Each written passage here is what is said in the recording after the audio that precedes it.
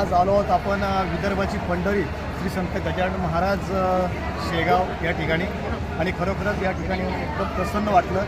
मनातील सगळे दुःख वगैरे सगळं विसरून जातं या ठिकाणी आल्याच्यानंतर.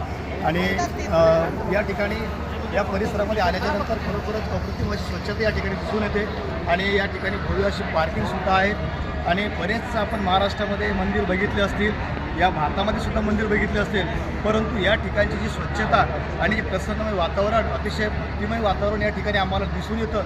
आणि खरोखरच विदर्भाची पंढरी श्री संत गजानन महाराज आज या ठिकाणी संकट चतुर्थी या निमित्तानं बरेच भाविक या ठिकाणी आलेले आहेत. आपण बघू शकता या ठिकाणी सर्व भाविक अतिशय भक्तिभावाने दर्शन घेतात आणि खरोखरच एक नंबर, म्हणजे कोणत्याही प्रकारची लुच्चीगिरी नाही, कोणत्याही प्रकारचं कुठे या ठिकाणी कुठे पैसे देऊन दर्शन देण्याची काही अशी प्रक्रिया नाही. खरोखरच एक सेवाभाव आहे आणि महाप्रसादाचा टाईम खरोखरच 10 ते 5 हा या वेळेमध्ये. तर मित्रांनो, मला एवढं सांगायचं आहे की आपण आपल्या घरी जर का 2 पाहुणे आले तरी आपल्या बायांची तारांबळ होऊन जाते, परंतु या ठिकाणी लाखो भक्त रोज या ठिकाणी येतात आणि या ठिकाणी प्रसाद सेवन करतात. खरोखरच विदर्भातील एक नंबरचं देवस्थान या ठिकाणी श्री संत गजानन महाराज शेगाव हे आहे.